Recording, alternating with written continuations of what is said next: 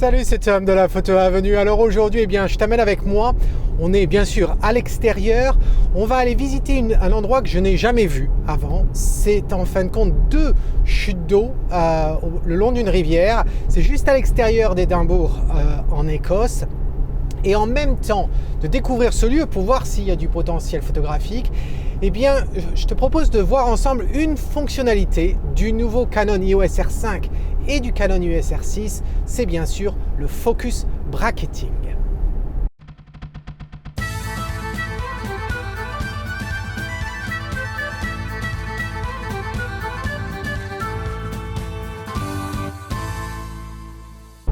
Alors, je suis très content de t'amener avec moi à l'extérieur. Je sais que tu subis sûrement le confinement et donc si ça peut te donner un petit bol d'air, tant mieux. Alors, on va effectivement dans ce lieu où je ne suis jamais allé. J'espère pouvoir le trouver sans trop de problèmes. D'après mes recherches, le chemin pour y aller est bloqué parce qu'il y a un pont en bois et ce pont en bois est cassé. Donc il faut passer par un autre endroit et j'espère que ça va être relativement simple. Donc je suis toujours excité à l'idée de découvrir un nouveau lieu, voir s'il y a du potentiel. J'ai pas vraiment d'ambition photographique pour aujourd'hui, je te l'avoue. Ça va être uniquement du repérage, mais aussi pour te parler de cette nouvelle fonctionnalité que l'on trouve dans le Canon R5 et dans le R6. Bien sûr, elle existe aussi dans d'autres appareils. Cette fonctionnalité, c'est le focus bracketing. Donc, je vais tout te dire ça une fois qu'on sera sur le terrain.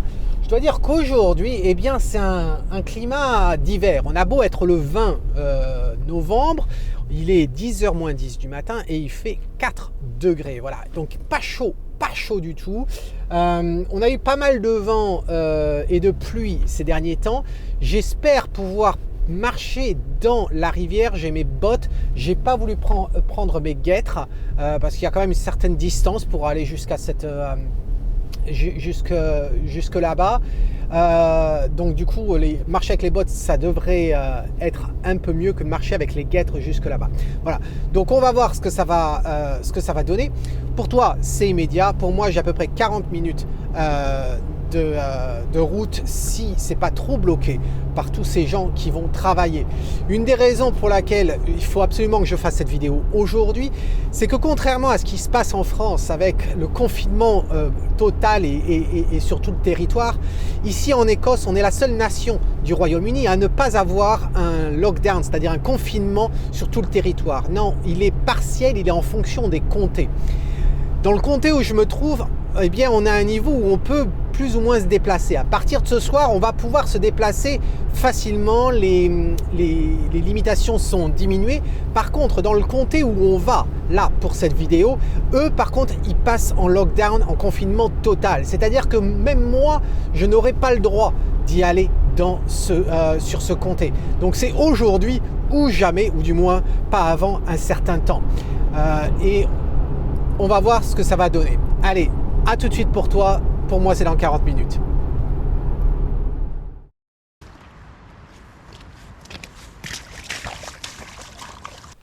Alors, j'ai commencé à marcher en direction de ce que j'espère être justement une rivière avec les 2 chutes d'eau. Et bon, ça y est, il a commencé à pleuvoir. Il pleuvait un peu plus tout à l'heure, il pleut un petit peu moins maintenant. La température a l'air d'être légèrement un peu plus élevée que ce qui était chez moi. Et tu vois, en ce moment, toi qui es sûrement en confinement, juste pour te soulager peut-être un petit peu l'esprit, pour te dire que tu n'es pas tout seul, bien que je ne sois pas en confinement total, tu n'es pas le seul, parce que regarde, derrière moi, tu as la majorité des habitants de l'Écosse qui sont en confinement. Et oui, je vais bien sûr te parler de mes amis les moutons et qui, comme tu le sais très bien, adorent mes stages photos ici en Écosse. Voilà. Alors, est-ce que vous comprenez maintenant? Vous avez le triangle d'exposition avec l'ISO, l'ouverture et la vitesse de l'obturateur. Si vous avez une bonne balance des 3 facteurs, votre exposition, elle sera bien exposée, correctement exposée. La photographie, c'est pas plus compliqué que ça, je vous assure. Mais revenez, c'est bien plus amusant que ça la photo. Alors, on continue, ça y est, la pluie retombe. Normalement, je pense que je suis à peu près à 1 km et demi de cette rivière. Pour l'instant, je suis donc sur ce chemin de ferme là. Il y avait la ferme qui était juste derrière. Je suis garé en fait à peu près à 2 km derrière la ferme. Voilà, un climat qui est bien gris comme tu peux voir, mais c'est un climat que j'adore. Bien sûr, avoir un petit peu de rayons de soleil par-ci par-là, ça serait quand même intéressant, mais pas pour aujourd'hui. Pas pour aujourd'hui justement, parce qu'on pourrait se poser la question par rapport au focus bracketing, au focus stacking, à tout ce procédé-là. Eh bien, généralement, c'est pour avoir la plus grande profondeur de champ possible. Seulement, je me suis demandé, est-ce que ça serait peut-être pas aussi une autre alternative quand on veut photographier justement des chutes d'eau et pas avoir forcément une exposition trop longue? Dans ces cas-là, eh bien, tu as une solution qui consiste bien sûr à augmenter tes ISO. Et Lilian le sait, puisque Lilian, je pense à toi, cher ami, puisque on a vu la revue photo qui est sortie il y a 2 jours, où tu nous as fait une photo justement d'une petite cascade, d'un petit ruisseau, et tu avais été obligé d'augmenter tes ISO pour pouvoir avoir le mouvement dans l'eau que tu souhaitais avoir. Eh bien justement, peut-être, je me demande si cette fonctionnalité de focus bracketing et donc va nous permettre de faire du focus stacking dans l'idée justement de ne pas avoir à augmenter les ISO. Mais bon, on va voir ça une fois sur le terrain. Là, je vais continuer à marcher, à essayer de m'oxygéner, voilà, et à apprécier la compagnie de mes amis, les petites bêtes à 4 pattes. Voilà, allez, on se retrouve tout de suite.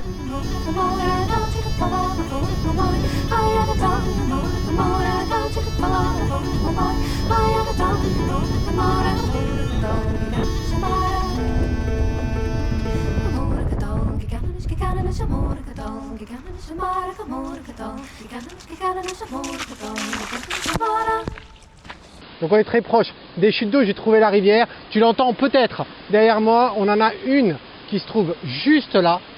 Et alors du coup, je vais continuer mon chemin ici le long, en fin de compte, qui surplombe la rivière. Et je vais essayer de trouver la deuxième. Et à moins que ce soit celle-ci, en fin de compte, ceci est la première. Et il y en a une deuxième derrière. Alors je sais pas, en tout cas il faut que je trouve mon chemin pour descendre en bas dans la rivière, dans le ravin. On va voir ce que ça donne. Nous voici donc en bas.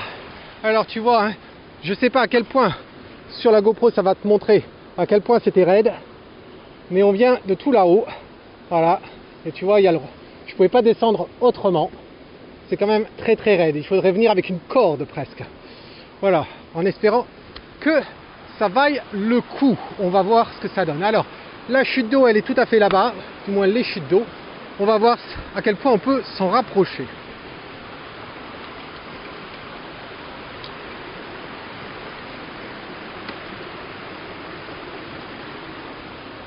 Faire très attention sur les rochers, parce que les bottes c'est très bien pour l'eau, mais pour les rochers ça glisse énormément. Alors effectivement, ça, celle que tu vois là-bas, c'est la deuxième. Dans mes recherches, on voyait une deuxième chute d'eau, une première chute d'eau qui était celle-ci là. Et là où tu vois c'est tout noir. Je suis assez étonné de voir qu'il n'y a pas d'eau qui coule. C'est sûrement parce que le pont en bois qui est censé permettre aux gens de traverser la rivière pour venir là où je me trouve en fin de compte est fermé, enfin est cassé. Et peut-être que ça a obstrué un branchement de la rivière, et ce qui expliquerait pourquoi il y a si peu de débit. Voilà. Donc ce qui va nous intéresser, eh bien, ça va être l'autre de là-bas.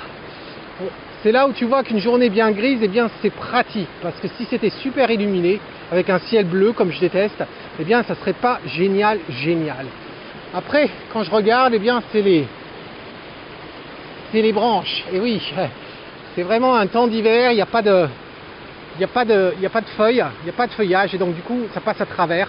On va voir ce que ça va donner. Alors, ce que je vais faire, c'est que je vais mettre la GoPro et puis je vais aller tester l'eau en quelque sorte, essayer de voir si je peux rentrer dedans. Voilà le cours d'eau jusqu'où il va, il n'y a rien d'intéressant là-bas, peut-être à moins c'est remue ici, mais pour l'instant je vais essayer d'accrocher la GoPro ici à cet arbre là et aller voir ce qu'il y a plus loin. Je veux dire que la vue que j'ai pu voir sur la GoPro, là, ce que tu es en train de voir, eh bien c'est pas si mal que ça quand même. C'est pas si mal que ça, c'est pas la bonne focale, mais l'angle est pas mal du tout. Alors, par contre là, l'eau est beaucoup trop beaucoup trop haute, je pense, pour que je puisse y aller. On va voir. Sur le bord, ça a l'air d'aller. Sur le bord, ça a l'air d'aller. Ça a l'air d'être de niveau. Je suis en train de tester vraiment avec le trépied. Enfin, je ne vais pas faire l'erreur que j'ai faite la dernière fois, c'est-à-dire de marcher trop vite et de créer une vague. Sur le bordure, en fin de compte, on pourrait à la limite passer. La problématique, c'est que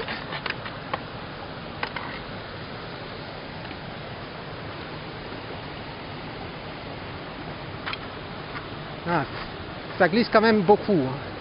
Ça glisse beaucoup. Je suis à 2 cm. Le niveau de l'eau est à 2 cm au-dessous de ma botte. C'est un petit peu risqué. Voilà. Et je crois que j'ai quelque chose d'assez intéressant. C'est magnifique. Il pleut pas. Je reprends l'air. Il y a quelques gouttes, mais on s'en fout. Et je suis tout seul. Voilà. C'est ça qui est magnifique. C'est d'être tout seul. Tout seul. Non, je suis avec toi, bien entendu. Alors, ce que je vais faire, eh bien, je vais déposer le trépied là. Je vais aller te chercher, te rapprocher en fin de compte. Voilà. Je vais laisser le sac ici. Je vais te chercher. Et puis on va voir effectivement ce qu'on va pouvoir créer. Je sais pas où est-ce que je vais pouvoir te placer. Je peux pas vraiment zoomer avec la GoPro. Là, tu es au plus serré. Peut-être que le fait d'enregistrer en 5K, je pourrais à la limite, mais je ne vais pas le tenter pour cette fois-ci. Je vais te rapprocher plus proche. Donc je viens te chercher. Ok, donc l'angle, c'est le maximum que je puisse faire là. Désolé. L'eau est beaucoup trop profonde à côté de moi. Je peux même pas mettre le trépied sur lequel repose la GoPro maintenant. Ça passe pas. Donc j'ai pas beaucoup d'espace vraiment pour travailler. Je voudrais vérifier si est-ce que je peux me déplacer, et je ne peux pas me déplacer. Là, c'est extrêmement profond tout autour de moi. Donc pour aujourd'hui, eh bien, je suis bloqué ici. Voilà. Mais c'est pas grave, c'est pour du repérage. Alors ce que je fais, c'est que je vais me déposer. Tu connais le principe. Je pose le trépied, j'en ai pas besoin pour l'instant, et je vais prendre mon matériel, essayer de voir quelle va être la focale intéressante. Ici, j'aimerais bien avoir les petites marches qu'on a ici, là. J'aimerais bien avoir l'arrière-plan aussi. Est-ce que justement mon 16-35 serait l'idée ici? J'ai aussi pris le tilt shift au cas où, qui est à 24 mm. Je pense que en même temps, si j'ai envie de me concentrer sur la chute du loin là-bas, eh bien effectivement le 28-70, ça serait un bon objectif ici, mais j'ai peur que le 28 soit beaucoup trop restreint en ce qui concerne le devant de scène. Et je ne peux même pas reculer réellement puisque le niveau de l'eau est beaucoup trop profond. Alors, ce que je vais faire, sortir. Alors bien entendu, je sors le R5 et puis je vais prendre le 15-35. Je t'avoue que là, j'ai tellement chaud que je vais retirer les gants pour l'instant. Voilà. On verra tout à l'heure si j'en ai besoin. Pour l'instant, je pense pas que j'en ai besoin. J'ai l'impression de transpirer plus qu'autre chose à l'intérieur. Voilà, à moins qu'il soit un petit peu mouillé, d'avoir touché la mousse et l'herbe en essayant de m'appuyer. Là. Alors tu vois, un autre avantage, tu m'as déjà vu en fait retirer le capuchon de l'appareil, laisser l'appareil comme ça, etc. quand j'étais avec le DSLR. L'avantage effectivement du R5 et du R6, contrairement aux autres mirrorless, eh bien c'est qu'à l'intérieur, on a effectivement une protection pour le capteur. Voilà. Ça peut être très pratique. Alors, voilà qui est fait. Alors la première chose que je fais, c'est m'assurer que j'ai assez de luminosité pour voir dans la scène. L'exposition elle-même ne m'intéresse pas pour l'instant. Je veux simplement regarder la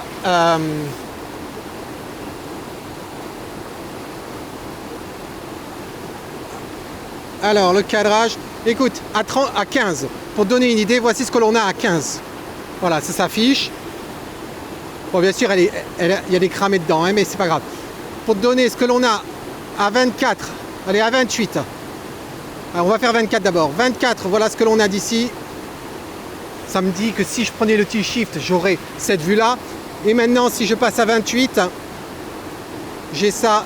Et à 35, j'ai ça. Et effectivement, 35 me paraît être une bonne chose. 35, ça me paraît pas mal. Alors, je regarde. Le 15, c'est pas bon. Pas bon du tout. Je te raffiche le 15 là pour que tu vois. Pourquoi c'est pas bon selon moi? Tout simplement parce que on repousse tout. L'angle de vue est vraiment pas terrible du tout ici. Être en hauteur comme ça, on a envie de se baisser davantage. Si je regarde le 24, c'est pas mal. Je vais retirer les blinking, là, les alertes, parce que c'est étant cramé, ça arrête pas de clignoter, j'ai du mal à voir. Alors, 24, c'est pas si mal que ça en fin de compte. 28, le 28, ça s'avérait être suffisant. Non, c'était le 35. Je crois que c'est le 35, je vérifie. Celle-ci, elle est à 28. J'ai pas fait à 35. Si je regarde à 35,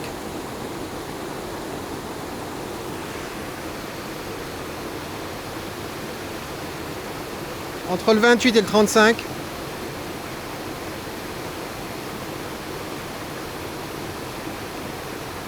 alors, je comprends pas pourquoi il n'y a pas... Il n'y a pas l'air d'avoir... Non, celle d'avant était bien à 35, autant pour moi. Je comprenais pas qu'il n'y avait pas de différence entre les deux. Alors, entre le 28 et le 35, avec le 28, de là où je suis, en étant relevé, on récupère un rocher de devant, mais de toute façon, je vais baisser. Alors, si je me mets plus ou moins à l'angle que je souhaiterais avoir, je vais me baisser un peu comme ça. Voilà. Ici, parce que de toute façon, ce qui nous intéresse, c'est pas dans le ciel. Voilà. Je pense que être à ce niveau-là, c'est ce qui serait pas mal. J'ai en profité pour baisser les ISO. Là, j'étais à 1000. Ça me faisait trop de cramer. Même si je suis à 2.8. Mais bon, c'est pas grave. Alors, à 35, c'est pas si mal. Si je... Et là, la question se pose, c'est au niveau du cadrage. Qu'est-ce que je vais choisir comme cadrage? Et là, j'ai pas envie d'avoir le ciel. C'est évident de ne pas avoir le ciel. Et ça, c'est pas si mal que ça. Hein. Cette photo-là à 35. Cette photo-là à 35, c'est pas mal. Et le problème, alors là, si je monte à 28, tu vas voir ce que ça va faire. Si j'essaie d'avoir un cadrage que j'aimerais avoir, voilà.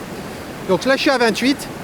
Ce que je trouve, je suis vraiment pas sûr. Je vais fermer à 35 et tu vas voir ce qui se passe. La différence entre les deux, c'est en fin de compte que ça nous fait la compression. Et oui, même entre 28 et 35, on a une compression qui apparaît.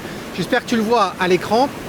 Par rapport à la chute d'eau qui est derrière, tu vois à quel point elle revient, elle se rapproche de nous. Alors, comme je suis entre 28 et 35, ce que je vais faire, je vais changer d'objectif. Je vais mettre le 28 70. Pourquoi? Parce que ça va me permettre d'avoir, si je peux même aller au-delà des 35.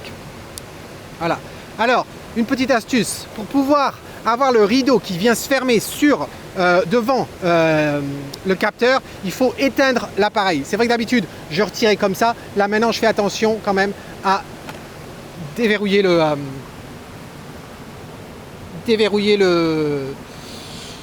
à éteindre, je veux dire, l'appareil photo. Voilà. Alors, faire attention à ne pas faire tomber tous les accessoires que j'ai à l'intérieur du sac. Je suis quand même au bord de l'eau.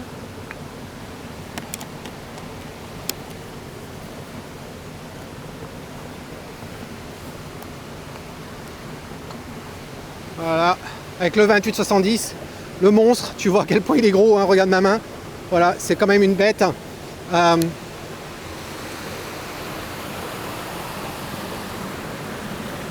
Alors, on commence à 28, bien sûr on a le même angle, c'est évident. J'ai vraiment pas beaucoup d'espace pour travailler là. Et là maintenant, je vais voir ce que ça donne.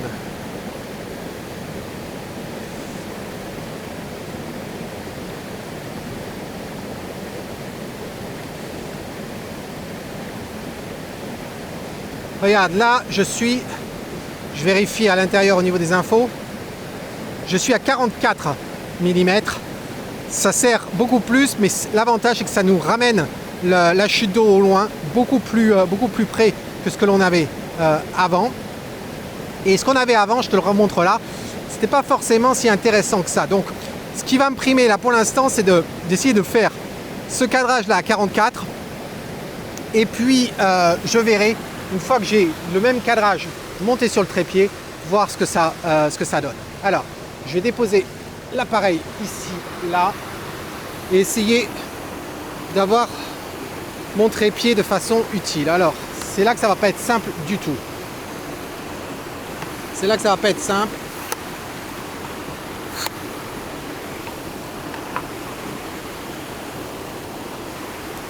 Voilà. Déjà avec deux. Eh bien en fait c'est pas si mal que ça. Je sais pas à quel point tu arrives à le voir ici, si je mets ma main dessus. Voilà. À cet endroit là. C'est pas si mal. C'est quand même un poil trop une fois que j'aurai mis ma tête de trépied. Mais ça devrait le faire. Voilà. Alors. Ça c'est parfait. J'espère que tu le vois. Je vérifie avec le petit écran. Est-ce que tu vois où est là? Ouais, c'est bon. Alors, je vais sortir la tête de trépied. Si tu te demandes, si tu n'as pas vu, ça m'étonnerait, mais si tu n'as pas vu la vidéo où je te parle de ma nouvelle tête de trépied, pas celle que j'avais l'année dernière, pas la meilleure tête du monde, non, la meilleure tête du monde 2.0, ça s'affiche en haut à droite. La meilleure tête du monde, tu sais où elle est? Elle est en France à ce moment. Et oui, elle est avec Lilian. Elle est avec Lilian. Alors, et je suis ravi pour lui. Il l'adore. Voilà. Alors, maintenant que j'ai mis ça, je prends l'appareil. Et Christiane, j'ai une petite pensée pour toi, ma chérie. Parce que tu m'as mis dans un commentaire que ton appareil, ton D750 est à l'heure actuelle en réparation parce qu'il est tombé dans l'eau avec ton Sigma. Eh bien, je pense à toi, je n'ai pas envie d'avoir la même chose. Voilà, donc je pense à toi, mais je n'ai pas envie de vivre ton sort. Alors, pour te montrer ce que j'ai pour l'instant ici, voilà, très vite fait. Hein. Voilà le cadrage que j'ai. Si je compare à ce que j'avais tout à l'heure, en étant à 40, bah, c'est un peu plus haut, bien sûr. Ouais, c'est un peu plus haut, mais peut-être que c'est pas si mal en fin de compte. Peut-être que c'est pas si mal. J'aime bien la mousse hein, qu'on a sur la roche. On va essayer de voir, de travailler avec ça. Tiens, essayons de voir. Et si j'ai uniquement ce point lumineux au-dessus, là-bas, c'est peut-être pas si grave que ça. Et là, je fais beaucoup plus serré. Je me suis mis beaucoup plus serré ici. Il y a cette branche qui est sur la droite, sur la gauche, que tu ne vois pas avec la GoPro, mais je te l'affiche là maintenant. Tiens, hop, pour que tu comprennes. Cette branche qui est sur la gauche, qui est quand même pas mal du tout. Donc, j'aimerais voir. Je vais la faire 100. La faire 100, voilà. Alors, est-ce que je serai un petit peu trop haut?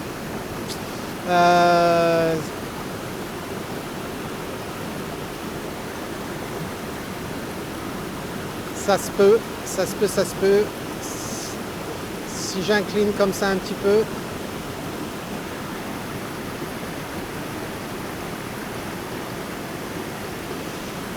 C'est pas si simple que ça. Hein. J'ai envie de prendre mon temps en fin de compte, hein, vraiment, à trouver cette composition-là. Ça va être... on va voir ce que ça va donner. Est-ce que j'ai envie de couper complètement? Si je coupe complètement le ciel, eh bien, c'est pas si mal que ça. Hein. Après, il y a le mouvement de l'eau, on verra ça après. Pour l'instant, c'est uniquement sur la composition. C'est peut-être pas si mal que ça. C'est peut-être pas si mal que ça. Alors, il faut savoir une chose, c'est que, effectivement, à l'heure actuelle, là, je suis à 2.0. Hein. Donc là, la chute d'eau au loin, elle est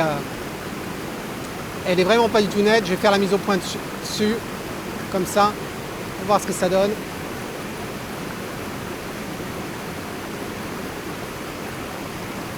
Il y a une raison pour laquelle je suis à 2.0. Tu comprendras tout à l'heure. Je crois qu'on va peut-être partir là-dessus. Tu sais quoi? Je vais réfléchir. Je vais jouer une musique. Tiens, tu sais ce que je vais faire?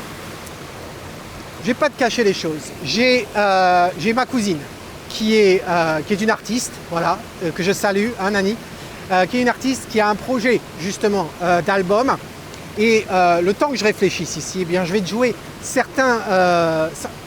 au moins un morceau, un extrait d'un morceau de l'album qu'elle essaie de produire. Voilà. Et si tu as envie d'en savoir plus, eh bien, tu as un lien dans la description pour aller cliquer sur son projet. Il y a une aide de financement groupée, etc. Vas-y faire un tour, tu as d'autres morceaux de musique, plus d'informations. C'est absolument génial. Elle a une voix absolument divine. Donc, allez, musique et on voit après.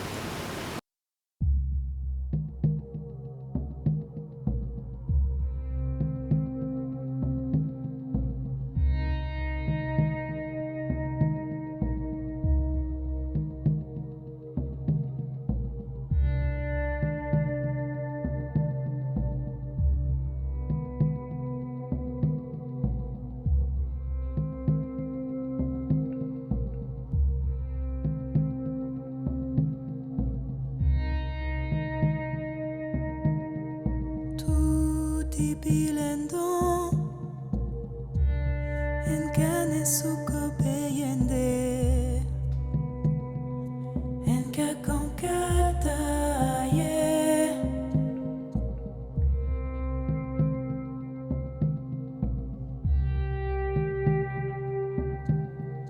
tutti bilendo en kane suko beyende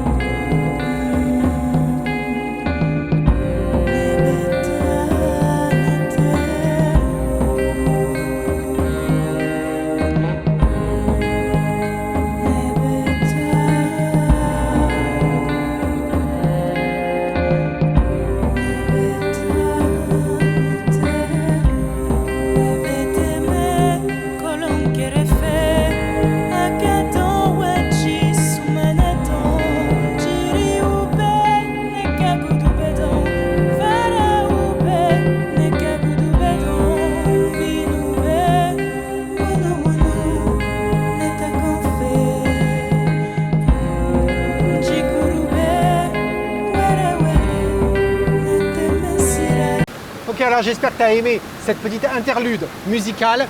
Alors j'ai pu en fin de compte trouver un angle que je trouve intéressant. J'ai à la fois changé l'angle. Ce que je vais te montrer, c'est que je vais te montrer d'abord la photo que j'avais avant. Voilà. Avant j'avais cette photo-là. Cette photo-là, elle est prise, je vérifie, elle est prise à 44 mm. Voilà. Et en fin de compte, ce que je me suis dit, c'est que j'aimerais avoir peut-être un peu plus d'informations sur la gauche que sur la droite. La chute d'eau telle qu'elle est là-bas, au loin, eh bien elle est un petit peu trop centrée. La focale n'est pas si mal, mais elle est un petit peu trop centrée à mon goût. Alors du coup, eh bien, je suis allé sur la gauche davantage Et là, je trouve que c'est pas mal. J'ai aussi regardé ce que ça a donné si j'étais en 16/9. En 16/9, ça nous donne quelque chose d'un peu plus panoramique, entre guillemets, quelque chose de plus plat. Ce que je n'ai pas essayé, c'est depuis que j'ai déplacé à gauche, voir ce que ça donnerait en fin de compte avec le 16/9. Voilà, je suis en train de voir. Alors là, du coup, il va falloir que je remonte un poil de plus, comme ceci. Peut-être que c'est pas si mal. On regarde ça. Là, je suis en train de regarder. Tu l'as aussi sur l'écran. Parce que je veux vraiment comprendre la différence en fin de compte entre ce qu'on avait. Alors, ce que ça nous donne, c'est que quand on n'était pas en 16e, eh bien, on avait plus d'informations sur le rocher qui est juste devant là, qui peut-être est intéressant, ça nous permet d'avoir le cours d'eau, seulement en 16/9, on a plus en fin de compte la marche qui nous fait une sorte de triangle, comme si on était en fait sur l'hypoténuse du triangle qui serait la base de notre photo tout en bas, et on a la pointe du triangle qui va plus ou moins en direction de la chute d'eau. Voilà. Si je ne suis pas en 16/9, le fait qu'on ait davantage cet espace devant, je t'avouerai que je ne suis pas sûr que ce soit si intéressant que ça. Donc peut-être que le 16/9 serait intéressant. Ce que je vais faire, c'est que je vais me baser là-dessus de toute façon, le 16/9. Comme je suis en RAW, mon 16/9, il n'est pas cuit tel quel. J'ai encore les informations au-dessus et en dessous, et donc du coup, il n'y aura pas de souci pour le faire. Voilà. Donc je vais laisser ça comme ça, c'est plutôt pas si mal. Ce que je vais utiliser maintenant, c'est le filtre polarisant. Pourquoi? Pour sortir un peu plus de détails sur la roche, sur la mousse qu'il y a sur la roche. Alors, encore une fois, faire attention à ne pas faire tomber le moindre accessoire dans l'eau. Voilà.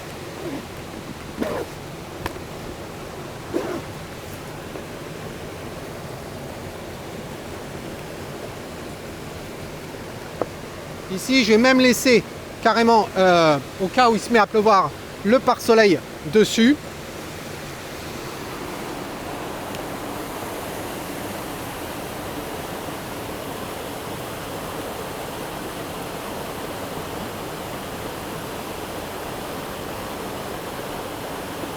Voilà.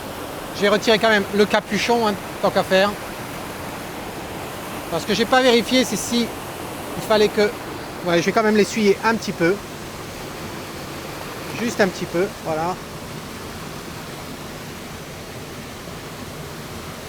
Voilà qui est fait. Je le replace. Alors je suis désolé que tu ne puisses pas voir ce que je fais sur l'appareil. C'est vrai que c'est un petit peu embêtant. J'ai peur que si je te déplace ici, eh bien, tu ne vois plus forcément le sujet.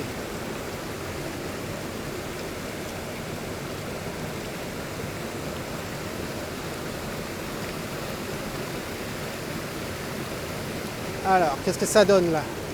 Là, effectivement, tu verrais l'appareil, mais tu vois plus le sujet. Je crois qu'on ne va pas avoir vraiment beaucoup de choix. Comme si, et si je suis en bas, eh bien si, apparemment, tu devrais pouvoir voir un petit peu.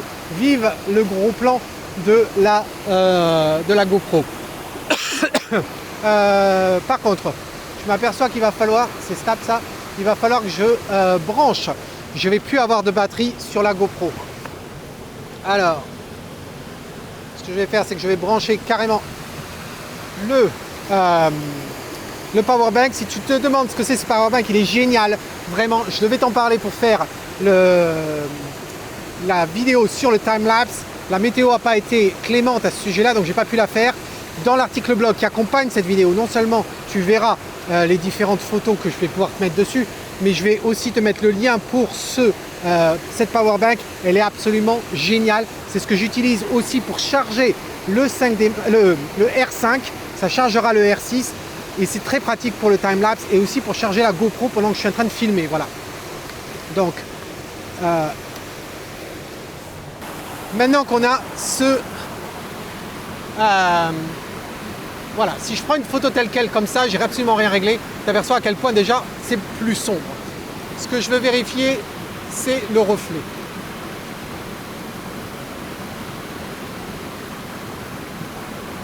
Et c'est là qu'on s'aperçoit qu'on n'a pas forcément envie de tout perdre au niveau de la luminosité. Non, du reflet, je veux dire.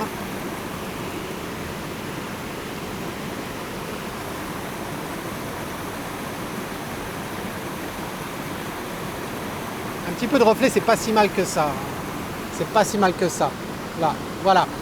Si je prends une autre photo, tu peux voir l'avant, après. J'ai été obligé de changer un petit peu l'exposition pour y voir de plus clair. Voilà. Alors, maintenant qu'on a ça, on va pouvoir s'intéresser donc à notre exposition. Alors l'exposition, effectivement, pour pouvoir avoir du détail sur le devant, un maximum de détail devant et un maximum de détail au loin, on aurait envie d'être à f13. Seulement, si j'essaie d'exposer correctement pour en étant à f13, eh bien, cette photo-là, je l'ai prise à ISO 1600 et 1/10 de seconde. Si je regarde ça et qu'on zoome un peu sur l'effet sur l'eau, bon, tout est net, bien sûr, il n'y a pas de souci, jusqu'au loin, mais est-ce que l'eau me convient? Ben, l'eau est pas si mal en fin de compte, hein. Il y a du mouvement dans l'eau, c'est pas flou, c'est assez intéressant, et même au loin, c'est assez lumineux, c'est pas cramé, c'est assez lumineux, mais au moins on voit les détails. Et si j'avais envie, en fin de compte, de ne pas être à 1/10 de seconde, je ne sais pas pour l'instant, eh bien, je vais changer mon temps. Je suis en mode manuel, là. Et ce que je vais faire, c'est, regardons, allez, si on veut aller plus rapide, on va passer à un arrêt, c'est-à-dire 1/20 de seconde. Eh bien, 1/20 de seconde, si je veux rester à f13, ça veut dire qu'au niveau de mes ISO, je vais être obligé de monter à ISO 3200 déjà. Alors qu'on est quoi? Il est que midi, voilà, il est que midi. Donc, pourquoi je te dis ça? Eh bien, c'est parce qu'il n'y a pas beaucoup de luminosité. Voilà, 3200. Je reprends la photo. Et maintenant, je vais comparer avant-après le mouvement de l'eau. Est-ce que ça a changé quoi que ce soit?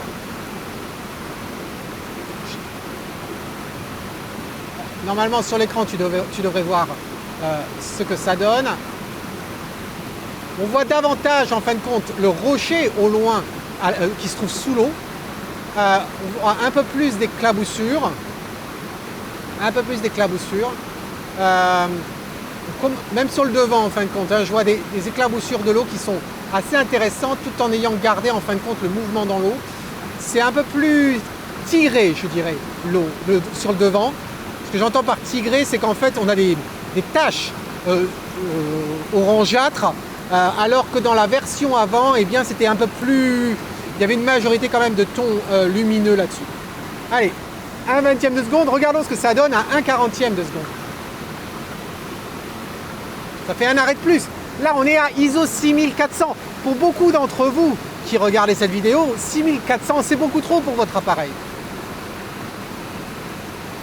6400. Alors, regardons ce que ça donne. Comparons. Alors là, maintenant, eh bien, on dirait plus une bière. C'est vrai, hein, on dirait de la bière, en fin de compte, notre rivière de devant.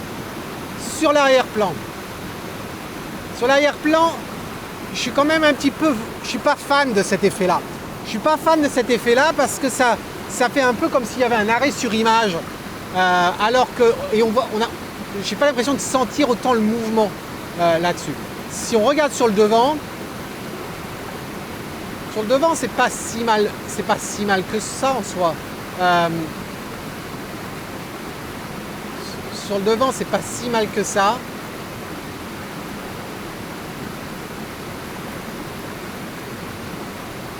Sur le devant, j'aime assez en fin de compte. Sur le devant, j'aime assez.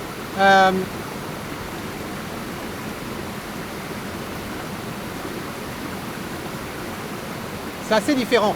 Mais allez, si on poussait le vis à se dire, eh bien non, on va aller voir ce que ça donne à 1/80 de seconde. 1/80 de seconde. Ça fait un arrêt de plus. Ça fait 12 800. Allez, regardons ce que ça donne. Et je t'encourage toujours à faire des essais comme ça. de voir vraiment l'effet. Ne pense pas que si tu as l'habitude de photographier les rivières, tu te dis tiens non, je sais très bien que c'est à 1 seconde ou à 1/4 de seconde. Non, tu ne sais pas. Ça va dépendre du débit, ça va dépendre de la distance à laquelle tu te trouves. Donc amuse-toi, ça ne te coûte rien justement avec le numérique, de faire des photos et de comparer justement les effets que l'on peut obtenir. Si je monte, si je regarde avant-après, alors curieusement, hein, je préfère presque l'effet qu'il y a maintenant à 1/80e de seconde sur la chute qui est au loin par rapport à ce que l'on avait avant. Je trouvais que là, avant, on était un petit peu entre deux. Là, on a une sorte d'explosion que j'apprécie quand même. Si on regarde sur le devant, ben, c'est pas si mal. On dirait même du coca. Je disais une bière tout à l'heure, mais on dirait du coca en plus. Voilà. Donc c'est pas si mal. Seulement, effectivement, on est à 12 800. Allez, on essaie à 1 160e. 1 160e. Et c'est sûrement en train de te dire, mais il va aller jusqu'où là? C'est pas une vidéo sur l'ISO. C'est pas une vidéo sur l'ISO, mais tu vas comprendre. 25 600 ISO pour faire à 1 160e de seconde. Je reprends la photo, voici ce que ça donne. On regarde au loin. J'adore cette explosion. J'adore l'explosion qu'on a au loin. Et sur le devant, eh bien, sur le devant, c'est pas si mal, mais c'est peut-être un petit peu trop. Mais j'adore l'effet qu'on a au loin. Ça, je trouve ça vraiment pas mal du tout. Alors, où est-ce que je veux en venir avec tout ça? C'est que tu ne peux pas, toi, sûrement, prendre cette photo à 2600. À 25 600, pardon. On a choisi f13 pour avoir un maximum de profondeur de champ. Et si j'étais pas obligé d'être à f13, si je pouvais prendre ma photo justement à f2.0. À f2.0, non seulement je vais pouvoir faire plus de tests au niveau de la vitesse et comment je vais figer l'eau, mais surtout ça ne va pas me coûter en ISO. Alors comment on va faire ça? Parce qu'effectivement, si je me mets à 2.0, ma profondeur de champ, elle va être absolument ridicule. On l'a vu tout à l'heure. Eh bien, c'est là justement que faire du focus stacking, ça va être pratique. Et là, justement, d'utiliser peut-être la fonctionnalité qu'il y a dans le R5 et dans le R6, le focus bracketing, va pouvoir nous aider. Alors, je vais te montrer exactement à quoi il en tourne. Pour ce faire, eh bien, je vais brancher mon Ninja Atomos sur l'appareil. J'ai branché tout ça, je vais pouvoir enregistrer ce que je vois à l'écran. Allez, donne-moi une seconde et puis en même temps, j'en profite pour changer la batterie de la GoPro. Alors ça y est, j'ai branché l'Atomos sur le R5. Tu vas pouvoir voir ce que je vois. Je vais lancer l'enregistrement, voilà. Alors, c'est jamais simple hein, de pouvoir faire les réglages de luminosité. Je trouve que l'Atomos est beaucoup trop lumineux à mes yeux. Alors, voilà, comme ceci. Donc, ce que je voulais te montrer, on est pour l'instant à 1 160e de seconde, f13, 25 600 ISO. Alors, si on s'amuse maintenant à descendre à f2, eh bien voilà ce que ça donne. Je descends à f2. Bien sûr, on est super cramé, tu peux voir l'histogramme. Et les ISO, eh bien, on va les descendre. Voilà. Et là, j'ai la même exposition. ISO 500. Si je prends la photo et je n'ai pas changé l'endroit où je fais ma mise au point, eh bien, tu peux remarquer que si tu regardes là, avant, on avait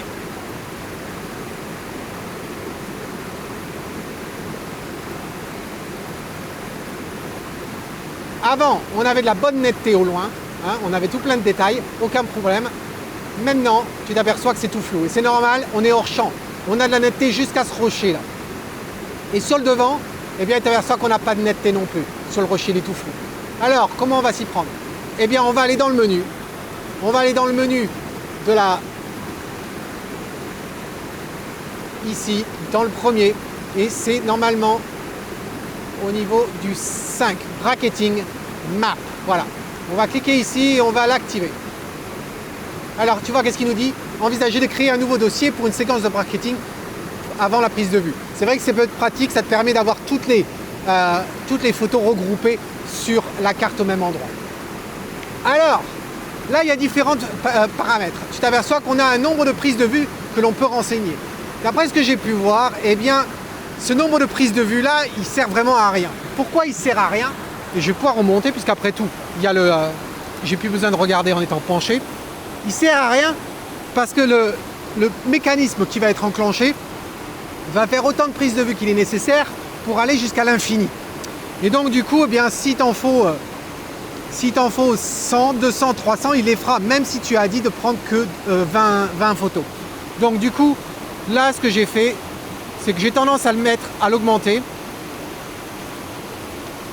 Et je le mets à 900. Voilà. J'espère, mais pour te montrer, à la limite, on va pas mettre 900. Allez, et si on passait à 500? Ça devrait être amplement suffisant, on va pas avoir besoin de 500 photos, hein, je te rassure. Mais tu pourrais en avoir besoin si jamais tu faisais de la macro, de bijoux ou bien d'insectes tout petits. Hein, Patrice, je pense à toi. J'espère qu'en 2021, on va pouvoir enfin se voir face à face et puis enregistrer cette vidéo pour que tout le monde puisse en bénéficier justement de ton expertise à ce sujet-là sur la macro et le matériel que tu utilises. Eh bien, c'est un peu le même principe. Et là, tu vas pouvoir te faire 600 jusqu'à 999 photos, tu pourrais avoir. Le paramètre qui nous intéresse et qui va définir tout, c'est vraiment le palier. Tu t'aperçois qu'en fin de compte, eh bien, il ne nous donne pas beaucoup d'informations. On a simplement la valeur 1 qui va être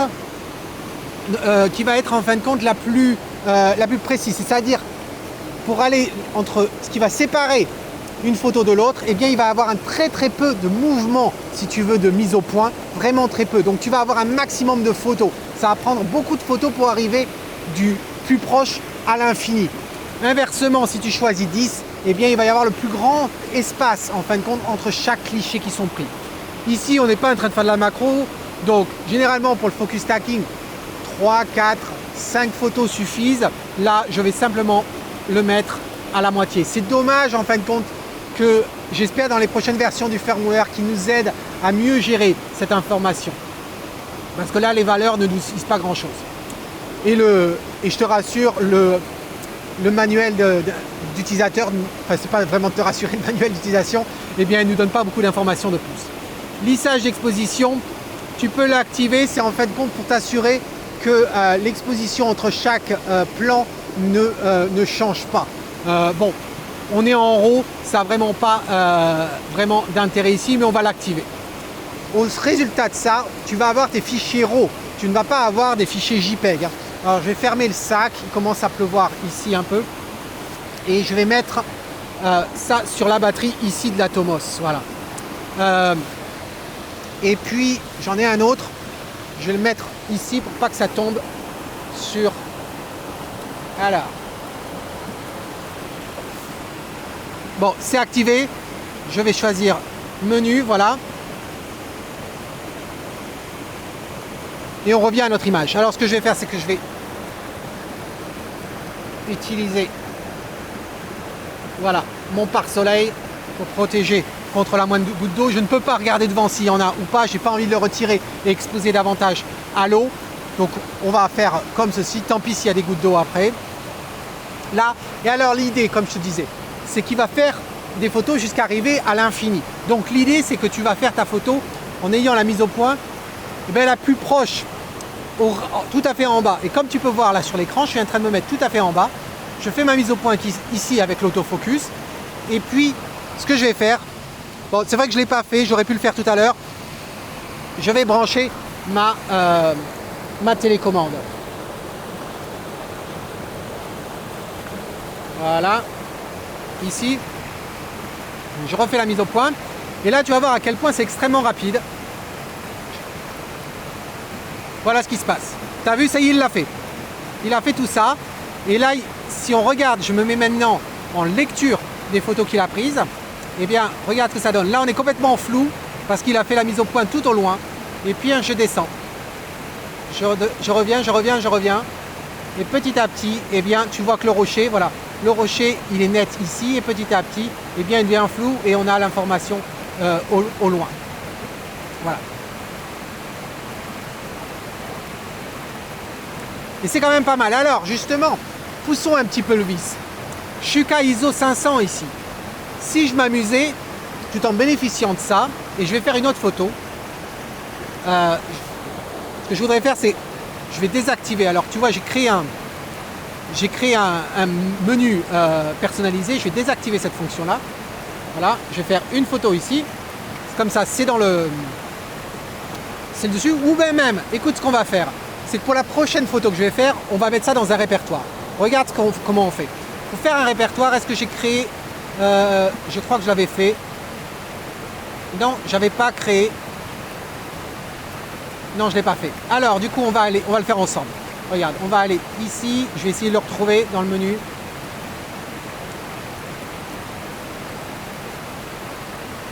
Voilà, ici, et on va créer un dossier.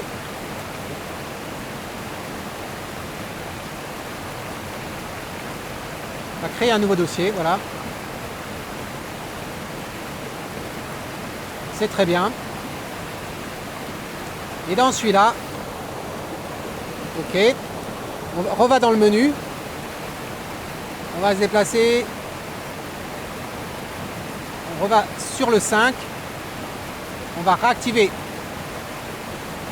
Voilà.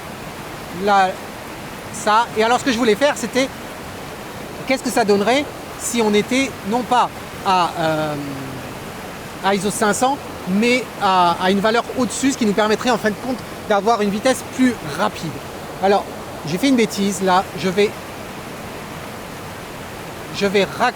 désactiver le bracketing tout simplement pour faire un test d'abord. Alors, ce qu'on va faire, c'est que je vais refaire la mise au point ici au milieu, juste pour voir un petit peu. Et on va changer, on va passer à une vitesse, on va doubler, on va passer à un autre arrêt, 1/320e de seconde. Du coup, un arrêt au niveau des ISO, ça fait ISO 1000. Voilà. Si je prends la photo, voilà ce que ça nous donne. J'ai envie de regarder au niveau de l'autre, ça peut être pas mal. Allez, si on va pousser le vis jusqu'où on a envie de monter. Allez, 3200. Non, on va monter à ISO 2000. Ça fait un arrêt de plus. Ça veut dire qu'à 1/320e de seconde, eh bien faisons-le au prochain arrêt, ça fait 1/640e de seconde. 1/640e de seconde, voilà. À ISO 2000. Je refais la mise au point juste pour voir. Si on fait une comparaison entre ce qu'on avait avant et après, on va zoomer un petit peu sur l'eau, parce que c'est le seul endroit. Est-ce qu'on a gagné vraiment quelque chose? Peut-être pas. Mais bon, on va le faire quand même, juste pour l'exercice. Donc ce que je fais, c'est que je revais dans l'autre sens. Je retourne ici dans le numéro 5, je réactive le bracketing, voilà. Je refais ma mise au point tout à fait au plus proche. Voilà, si. Tu n'as pas besoin de le faire manuellement. Pourquoi je ne le fais pas manuellement sur l'objectif? C'est parce que de toute façon, le rocher en question, il est à peu près à 3 mètres de là où je me trouve. Et donc, si j'étais à faire manuellement, eh bien, je le ferais ici au plus proche. Et donc, il va me prendre des photos inutiles puisque je n'ai aucun sujet. Voilà. C'est comme à l'infini, là où il est allé à l'infini, derrière, au-delà, eh bien, c'était plus intéressant. Donc, c'est activé. J'ai plus qu'à appuyer. Il nous fait nos photos. Et voilà qu'elles sont faites.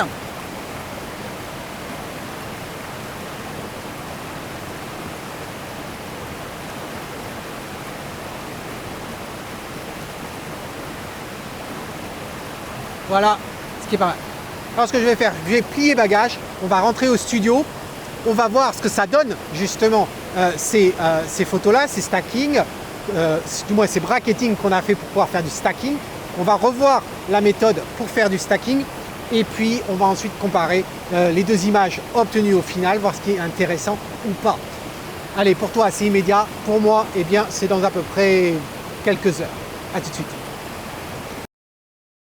Alors on est de retour au studio, regardons de plus près justement les clichés qu'on a capturés avec cette fonctionnalité de focus bracketing du Canon EOS R5. Si tu te rappelles bien, lors des paramètres, on avait rentré une valeur du nombre de photos. Et je t'avais dit que ça ne servait à rien et qu'il allait aller jusqu'au bout, jusqu'à ce qu'il arrive à la limite de l'infini. Eh bien, tu te rappelles que le chiffre que j'avais quand même rentré était de 500 images. Est-ce que tu crois que l'on a 500 images? Eh bien, la réponse est immédiate. Regarde, voici donc le premier batch, le premier focus bracketing qu'on a lancé. Et comme tu remarqueras, eh bien, il n'y en a pas 500, non, il y en a 11. Mais en réalité, il n'y en a pas 11, il y en a 10. Je m'explique. La photo que tu vois avec les 5 étoiles ici, celle-ci, c'est un TIFF. Donc, c'est la photo où j'ai déjà fait, en fin de compte, le focus stacking, l'empilement dans Photoshop de toutes les autres. Seulement, pas tout à fait les autres, parce que comme tu peux remarquer, on a ces trois photo ici où j'ai mis une étoile. Alors, pourquoi? Ben, regardons ça de plus près. Je vais toutes les sélectionner et on va commencer avec la première. La première, comme tu peux voir ici, eh bien, et si je vais cacher là, ici, on va gagner de la place, on va retirer la bande d'en haut également, voilà. Celle-ci, la première, eh bien, c'est là où on avait fait la mise au point sur le plus devant, le tout devant, ici, là, sur ce rocher. Et comme tu peux voir, eh bien, il est bien net. Je vais cliquer dessus pour qu'il s'affiche. Et comme tu peux voir, il n'y a pas de souci à ce niveau-là. Voilà. Et le reste, bien sûr, est flou. Ensuite, la deuxième photo. Bien, la deuxième photo, tu t'aperçois que maintenant, on vient de gagner un peu de netteté ici, là, dans les bulles ici. Il n'y a vraiment pas beaucoup de zones hein, sur la photo ici. C'est vraiment juste derrière ce rocher. Celle qui suit, eh bien là, elle est un petit peu plus grande, la profondeur de champ. C'est normal. En s'éloignant, eh bien, tu agrandis en fin de compte la profondeur de champ. C'est tout à fait normal. Donc là, on se retrouve à avoir une zone un peu plus profonde de netteté. On remarquera que le rocher ici, il est net. Voilà. La prochaine, la numéro 4. Eh bien, la numéro 4, tu t'aperçois que là, maintenant, on commence à avoir toute la bordure ici de l'eau. On a un petit peu de l'eau ici, mais bon, c'était mieux dans l'image précédente. Ici, on a bien le rocher comme il faut. Derrière le rocher, eh bien non, on tombe hors champ. Ici, c'est bien net. Et puis, peut-être à la limite, un poil ici. Voilà. Celle qui suit, la cinquième. Alors, la cinquième, tu t'aperçois qu'on est derrière le rocher. Ça prend bien dans l'eau à cet endroit-là. On a ce rocher-là qui est net. Mais derrière, c'est un petit peu trop loin. Ensuite, on arrive à la sixième. Alors la sixième, on est un peu plus loin dans l'eau, là on a du mal à le détecter. Par contre, certaines parties ici peuvent s'avérer être intéressantes. Et ensuite, la dernière, alors attends, excuse-moi, la sixième, en fin de compte, effectivement, c'est celle qui occupe l'eau, ici, voilà. Toute cette partie-là des rochers qui partent d'ici, là, qui sont derrière, jusqu'à ici, voilà à quoi ça correspond. Et enfin, la dernière, la huitième, eh bien c'est celle qui est tout à fait en haut ici, là, en fin de compte. C'est cette partie-là qui est loin. Alors, tu vois à quel point c'est bien net ici, mais on le voit dans l'eau, ça ne l'est pas. Alors que la précédente, eh bien on avait un peu plus de netteté. Le temps que ça charge et on va pouvoir le voir. Seulement, bon, elle était quand même en mouvement, donc tu t'attends pas non plus à avoir les choses complètement figées. Hein. Et la netteté, tu la juges par rapport au fait que les rochers qui sont de part et d'autre, juste au niveau de l'eau et puis juste devant, eh bien, sont bien nets. Alors, comme je te disais, eh bien, on a la 8 qui est en haut ici, enfin la 7e, pardon, la numéro 8, mais c'est la 7e. Et ensuite, tu remarqueras qu'on a la 9, la 10 et la 11. Eh bien, là, tu t'aperçois que la 9, c'est complètement hors champ. Je ne sais pas où est-ce qu'il est allé choper ça. On est bien au-delà des 10 mètres hein, qui me séparent de la chute d'eau. La chute d'eau était à bien plus de 10 mètres. Mais ici, il n'y a absolument rien de net. Et il continue, hein, il persévère avec la 9e, qui est la numéro 10. Et puis enfin, la 11, qui est la 10e photo. Voilà. Donc au final, quand on regarde toutes ces photos-là, eh bien, les seuls qui nous intéressent, c'est vraiment les 7. Il y a eu 7 clichés qui ont été faits et les voici.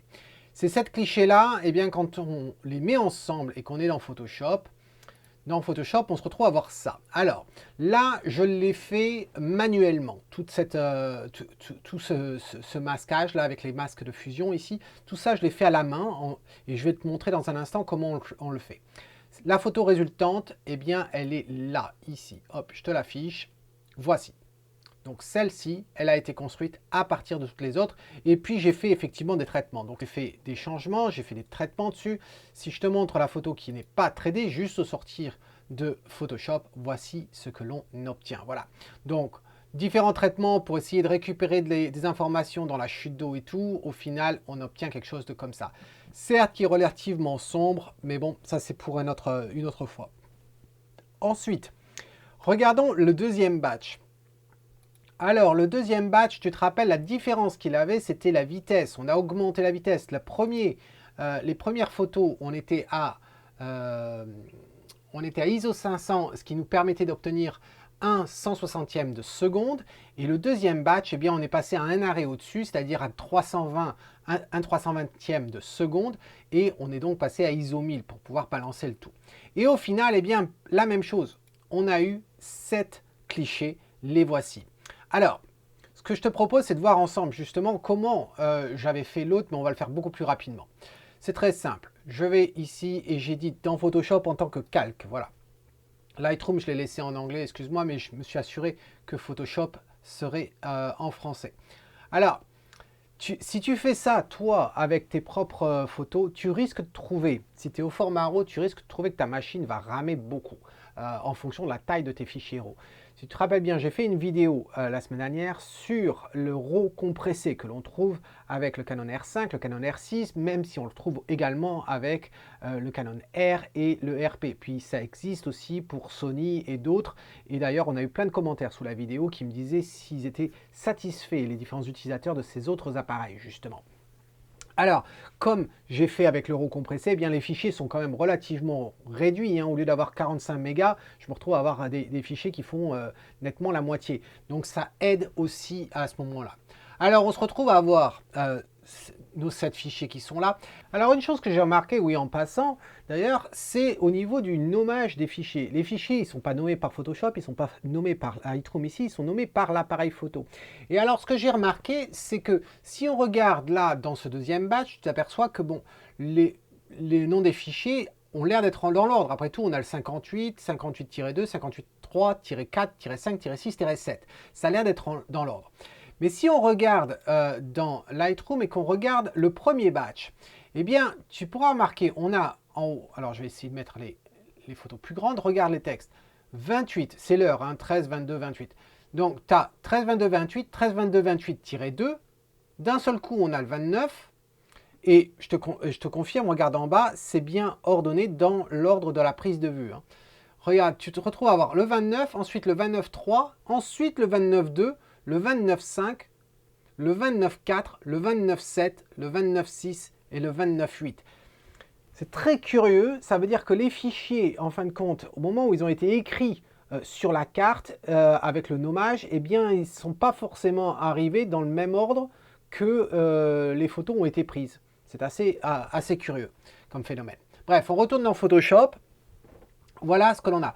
La première chose que j'aime faire quand je fais du focus stacking ici, c'est de changer l'ordre en fin de compte. Pourquoi?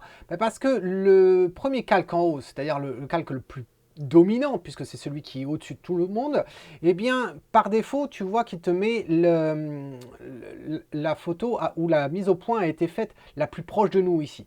Or, j'aime, ou du moins mon esprit arrive mieux à réfléchir dans l'autre sens. Donc, qu'est-ce que je fais? Eh bien, une fois que tu as sélectionné tous les calques, il suffit d'aller dans les calques et puis de changer la disposition et inverser. Et là, comme ça, eh bien, on se retrouve à avoir le calque qui est en haut correspond à la partie qui est en haut de notre image. Parce que généralement, et oui, la partie qui est la plus haute de l'image, très souvent, dans la majorité des cas, c'est la partie la plus éloignée de là où on se trouve. Voilà, c'est pour ça que je trouve ça un peu plus facile. Alors, plutôt que d'essayer de le faire en automatisme, pourquoi je ne le conseille pas en automatisme? C'est parce qu'on a de l'eau, on a des gouttes un peu partout, et en fin de compte, ça ne fonctionne pas très bien. Je ne vais pas te le faire là, parce que ça ferait perdre du temps, mais ça ne marche pas très bien. Alors, ce que je te propose, eh bien, c'est de le faire à la mano, et on va le faire très rapidement hein, quand même. Alors, ce qu'on va faire, c'est qu'on va sélectionner ici, celui-ci, on sait qu'il ne va toucher qu'une petite partie, c'est-à-dire celle-ci là, en haut. Alors, tu vois pas très bien forcément le curseur, mais juste la partie au-dessus de la chute d'eau. Donc, au niveau du calque de fusion, eh bien, je vais faire un calque de fusion qui cache. Voilà. Donc, il cache tout ça, et puis en fin de compte, je vais simplement zoomer et monter en haut. Voilà, on est là. Et là, ce que je vais prendre, eh bien, ça va être la brosse. La brosse, et comme on a un calque qui cache, c'est-à-dire un calque noir, eh bien, j'appuie sur la lettre X pour passer en blanc. Et là, ce que je vais faire, eh bien, en réglant la taille de la brosse, tu remarqueras qu'au niveau du flux, je suis à 100%, l'opacité, je suis à 100%, et le mode, il est entièrement normal. Voilà. Et là, qu'est-ce que je fais? Eh bien, je peins dessus. Voilà. Et tu t'aperçois à quel point on récupère les détails. Je vais zoomer davantage pour que tu puisses un peu mieux voir. Regarde les arbustes ici. Tu vois à quel point on récupère le détail des plantes. Alors, je vais sur les limites ici. Je fais ça extrêmement rapidement. Hein. C'est juste pour te montrer le principe et pas forcément faire les choses le plus propre possible. Voilà. Une fois que j'ai fait ça, il faut que je remplisse la partie à l'intérieur. Alors, qu'est-ce que j'aime faire? Eh bien, en appuyant sur la touche Option ou Alt, et tu cliques sur le masque de gammage, tu t'aperçois que tu vois ton masque. C'est pas aussi pratique que ce qu'on a dans Lightroom. On peut voir effectivement où est où sont les passages de brosse, mais c'est déjà pas mal. Et là, ça me permet de rentrer plus facilement, tu vois, comme ça, là, hop, de rentrer les zones et de s'assurer que j'ai pas oublié une partie. Je rappuie sur Alt, Option sur le masque et on se retrouve à voir ça.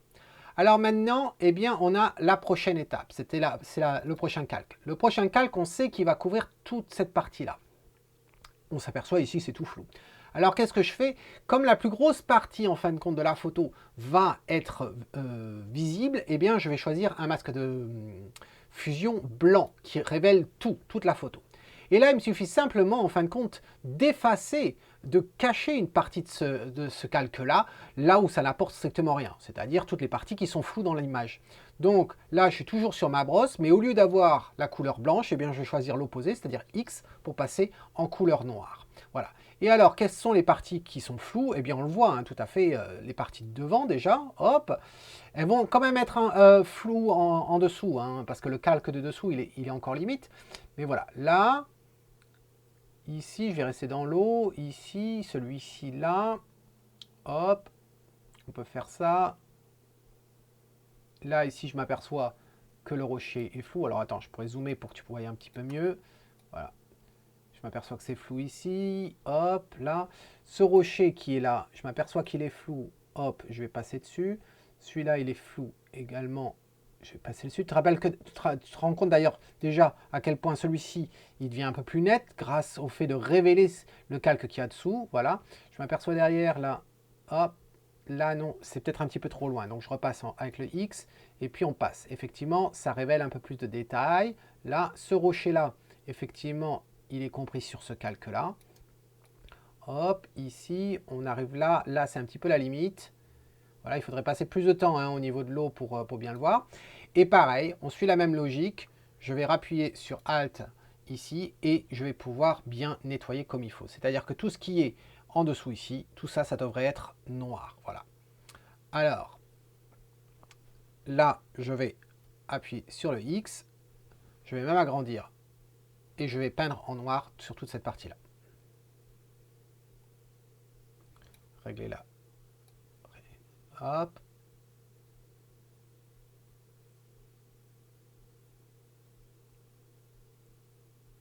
Je fais ça très vite. Hein. Pour faire le travail propre, encore une fois, je passe en blanc. Il faudrait passer plus de temps à regarder la photo et à zoomer, etc. Voilà. Maintenant, on passe au calque suivant. Pareil, eh bien, pour le calque suivant, on peut passer encore avec un masque qui révèle. Donc, on va passer en blanc. Et je te rappelle, ce masque-là qui est en blanc, tout de ce masque-là, on le voit. Seulement, les masques qui sont au-dessus, leur partie blanche, elles vont prendre la priorité sur ce calque-là. Si tu ne connais pas bien le mécanisme des calques, j'ai fait une vidéo il y a plusieurs années sur le sujet. Le lien s'affiche en haut. Je t'invite à la visionner. Alors là, qu'est-ce qu'on va faire? Eh bien, la même logique en fin de compte. On passe avec une brosse en noir pour passer sur les parties qui sont floues. Ici, déjà, tout le bas en bas, c'est clair. On se rappelle que ce rocher-là, il devrait normalement être révélé d'ailleurs. Hop, ici par le masque, par le calque de dessous. Donc ça, ce que je m'aperçois, où est-ce qu'on en est ici? Là, je suis peut-être allé un petit peu trop loin.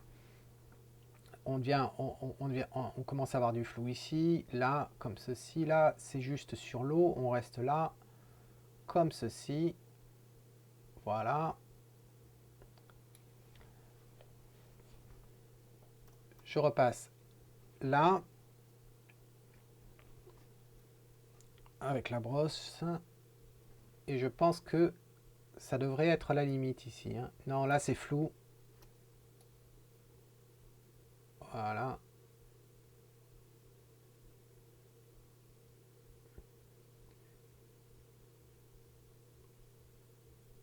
Là, effectivement, c'est le calque du dessous qui est beaucoup mieux.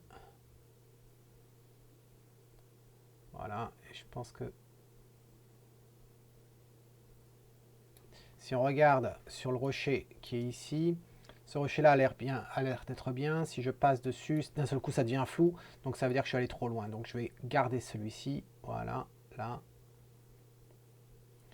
En ce qui concerne le rocher, là effectivement, ce rocher-là en fait partie. Celui-ci, par contre, il est flou, mais de toute façon, pas forcément intéressant. Donc voilà. Si maintenant, pareil, même logique, Alt, on peut sortir. Je suis en noir, je passe en blanc. Hop, hop, hop, voilà. Et je passe en noir maintenant. Et je peux remplir cette partie-là.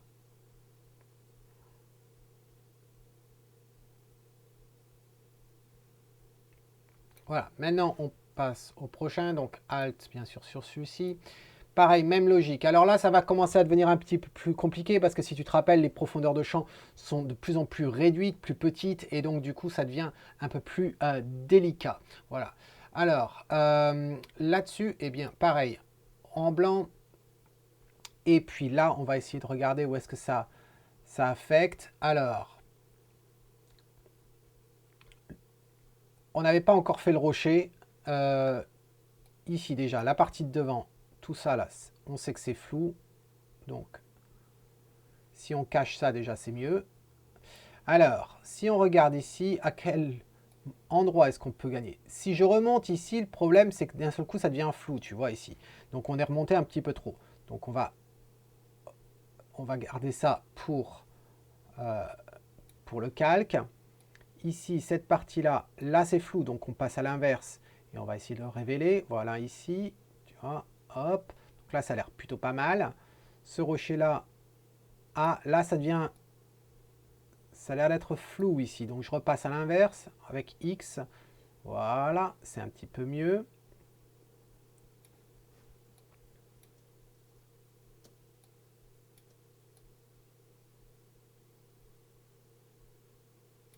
Là, je m'aperçois que, voilà, ici c'est déjà mieux.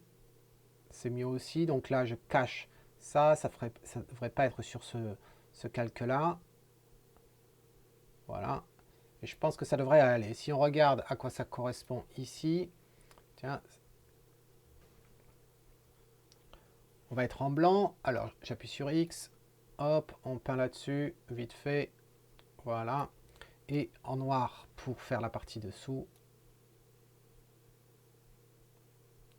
Voilà. Ensuite, on va y arriver, hein, petit à petit. Tu vois, ça prend un peu de temps, mais bon, le procédé est relativement simple. Pareil ici, on va cacher, donc on va peindre en noir. Et là, regarde, d'un seul coup, le rocher ressort. Le devant est bien. Voilà, et là, ça va être juste une question de savoir jusqu'où est-ce qu'on va vouloir aller. Je m'aperçois que là, en peignant en noir, eh bien, ça devient flou. Donc, on va revenir avec le blanc pour le récupérer.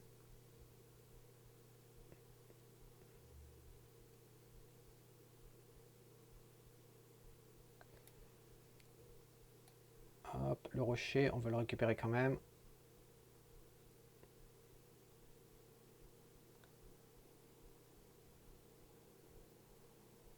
Et là, on s'aperçoit que c'est quand même un petit peu mieux comme ceci.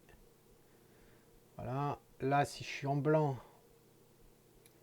c'est pas terrible. On va repasser en noir pour le cacher. C'est là que ça devient relativement délicat, cette partie-là. Et donc, on va cliquer ici. On est en noir. On passe en noir là-dessus. Et enfin, le dernier. Ah oui, en blanc. Hop. Appuyez sur le mauvais outil. Blanc. Non, c'est pas ça que je veux. C'est le blanc. Voilà. Si maintenant, on passe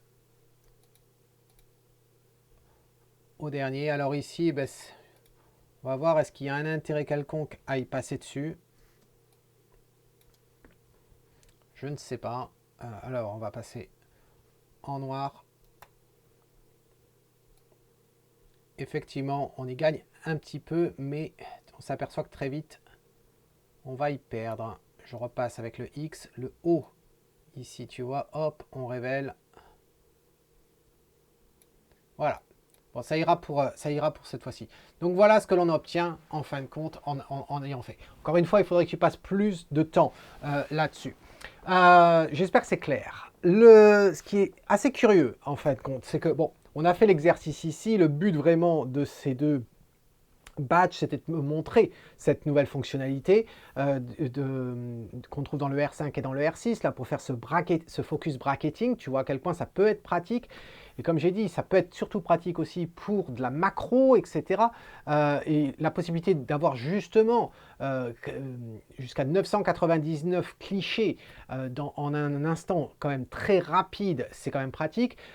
Une chose que je t'ai pas précisé, c'est que justement le fait qu'il le fasse aussi rapidement, c'est parce qu'il n'utilise pas le rideau mécanique. Il va utiliser automatiquement le rideau électronique pour faire toutes ces prises-là. Cela dit, quand je regarde les images, personnellement, moi, je préfère en fin de compte, je suis pas très fan de la première partie de la photo. J'adore, comme je t'ai dit dans la vidéo, j'aime beaucoup le fracas que l'on trouve sur la chute là-bas. J'aime beaucoup ce fracas de l'eau. Le devant, je ne suis pas très fan. Ça fait un peu, on dirait un coca qui est en train de bouillir. C'est vraiment pas ma came. Et donc, du coup, ben, j'ai regardé. Si tu te rappelles bien, à un moment donné dans la vidéo, et je t'invite à revenir en arrière, et je t'ai dit à un moment donné, tiens, je trouve ça pas mal comme photo.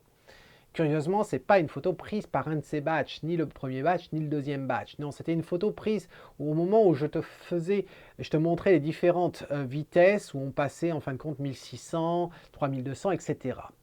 Regardons de plus près de quelle image exactement je veux te parler. Alors, ça se trouve bien sûr dans le fichier de départ, et le fichier, il est là. Voici ce fichier RAW. Et si je vais dans le module de développement, on va descendre tout à fait en bas. Voici ce que l'on avait au sortir de l'appareil. Et je trouve vraiment que le mouvement dans l'eau ici devant, il me plaît beaucoup. Le mouvement à l'arrière, il est peut-être un petit peu plus lent, mais justement, ça te montre à quel point la distance qui te sépare entre un objet qui est en mouvement, eh bien, affecte justement la capture du mouvement. Quelque chose qui est loin va te paraître plus lent que quelque chose qui est près. C'est tout à fait normal, c'est logique. Eh bien, ça se voit très clairement dans la photo ici. Mais bon, même si je trouve que c'est peut-être un poil lent sur la chute d'eau qui est au loin, je trouve que le résultat est quand même pas mal. Alors du coup, qu'est-ce que j'ai fait? J'ai essayé de voir si je m'amusais à retoucher cette photo et à voir ce que je pouvais en obtenir. Eh bien, en la retouchant, eh bien, j'ai obtenu ça. Voilà, le temps que ça s'affiche. Ça fait quand même pas mal d'effets. Et puis, après coup, eh bien, qu'est-ce que j'ai fait? Je suis allé, bien sûr, dans Photoshop pour faire un petit peu de nettoyage. Et puis, de Photoshop, je suis allé aussi dans Topaz, dans Denoise, pour justement régler la netteté et régler le bruit. J'étais donc à 1600 ISO, si tu te rappelles bien, 1600 ISO, 42 mm, f13 et 1/10 de seconde. Qu'est-ce que ça fait quand on sort de Photoshop et qu'on fait le développement aussi dans Lightroom? Eh bien, voici ce que l'on obtient. Voilà. Alors, juste pour te montrer l'avant-après, je reviens ici, là. Voilà, ça c'est au sortir de Photoshop. Et au sortir de Photoshop, je me suis dit, ce qui me plaît dans cette photo, c'est à quel point la lumière principalement vient du dessus de la chute d'eau. Tu remarqueras que j'ai fait le choix de ne pas garder la partie supérieure. Si on regarde la photo de départ, et je vais dans le module ici, tu aperçois que j'aurais pu, en fin de compte, garder un peu plus, garder plus de la branche dont je t'avais parlé dans la vidéo. Mais ça allait au détriment. Je trouvais que la lecture, en fin de compte, alors attends, je vais aller ici, voilà, là. Je trouvais que si je faisais ça, eh bien, c'était au détriment de la lecture de la photo. Certes, on avait un petit peu le devant ici. J'aurais pu faire un cadrage customisé, personnalisé, et obtenir la même information que l'on a jusqu'à présent en bas ici, en faisant ça. Mais je trouvais que malgré tout le développement que je pouvais y faire à cette photo, j'aurais toujours cette percée ici. Et cette percée-là, eh bien, alors, je vais changer la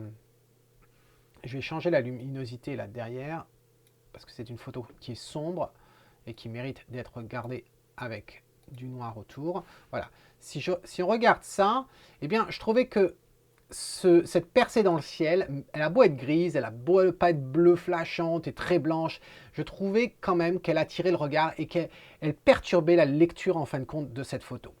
Et donc du coup, c'est pour ça que j'ai choisi d'avoir un rectangle qui n'a pas ça, et donc du coup, bon, on l'a maintenant là. Ensuite, au niveau du développement, ce que je me suis dit, donc, cette lumière qui vient d'en haut, eh bien, j'ai envie de l'accentuer. Et principalement, ce que j'ai fait pour pouvoir l'accentuer, alors je vais remonter tout à fait en haut, je vais te montrer ce que j'ai fait. En fin de compte, j'ai utilisé principalement un filtre radial. Sur ce filtre radial-là, eh bien, j'ai affecté toute la totalité de l'image, quasiment, en disant, eh bien, tu m'assombris ça presque d'un arrêt. Et ensuite, j'ai utilisé la brosse afin de retirer l'effet de cet assombrissement sur certaines parties, en fin de compte, de la photo, pour révéler des couleurs vertes, mais aussi révéler le relief et la texture de tout ça. Et donc, voici ce que l'on obtient. Et bien sûr, tu le sais, à force de cet exercice, quand j'arrive à ce niveau-là, eh bien, très souvent, ça va aller un peu plus loin. Ça va passer par l'imprimante pour voir justement ce que l'on peut obtenir. Et je dois dire, j'ai commencé cette vidéo en te disant dans la voiture que je partais avec aucune ambition photographique. J'y allais vraiment pour faire du repérage, j'y allais vraiment pour te parler de cette nouvelle fonctionnalité du R5 et du R6. Et je pensais vraiment pas que ça allait donner quoi que ce soit. Seulement quand je vois l'image, en toute honnêteté, quand je vois l'image qui est là, après le nettoyage que j'en ai fait, eh bien je me dis, elle est quand même pas mal du tout cette photo. Elle est vraiment pas mal du tout. Et elle est encore mieux une fois imprimée. Alors oui, ça va pas rendre correctement. Les couleurs ne vont pas être bonnes telles que tu vas le voir là. Mais ça a été imprimé alors sans le reflet. Pourquoi il y a du reflet? Oui, c'est du papier fine art, mais cette fois-ci, je l'ai imprimé sur du papier canson bien sûr, mais du platine rag, c'est-à-dire c'est un papier en coton, 100% coton, mais qui a une surface, qui a une légère texture et une légère brillance dessus qui est parfaite justement pour faire ressortir toute la texture et les détails qui sont dans ces ombres. Et comme il s'agit d'une photo qui est sombre, eh bien ce type de papier aide justement à récupérer toutes ces informations-là. Voilà, donc là, ça, je vois dans l'écran de la Tomos là au moment où je te parle et je me rends compte que les couleurs et la luminosité ne retranscrit pas correctement dans la vidéo. Cela dit, ce que je peux te dire, c'est que l'image telle qu'elle est imprimée là, elle ressemble comme deux gouttes d'eau au niveau des tons, au niveau de la luminosité à ce que j'ai à l'écran. Donc je suis vraiment très très satisfait de cette photo. Voilà. Tu retrouves bien entendu les différentes photos qu'on a vues là, tu les retrouves dans l'article blog. Cette photo qui est terminée, tu vas la retrouver également dans l'article blog. Donc va jeter un coup d'œil, ça te permet de mieux juger par rapport à ce que tu peux voir dans le rendu de la vidéo. Voilà. J'espère que tu as apprécié, que tu as aimé cette vidéo, certes longue, mais je crois que de toute façon maintenant, tous les commentaires que j'ai pu recevoir des différentes vidéos de ce type-là, tout le monde semble aimer la longueur et ne trouve pas que ce soit trop long, bien que ça dure un peu plus d'1 heure quand même. Voilà, il y a plein d'informations.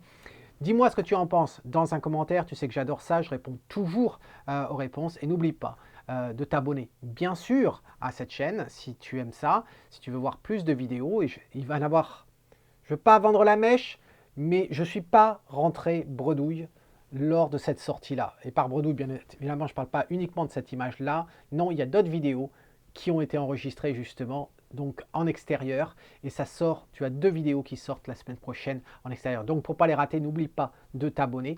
T'abonner aussi à la newsletter aussi, voilà. Mais n'oublie pas également de mettre un pouce, ça aide énormément, voilà. En attendant les prochaines vidéos, c'est Tom qui te dit, si tu aimes ce que tu vois, eh bien capture-le et prends soin de toi en ces temps un petit peu sombres, on va dire. Cheers!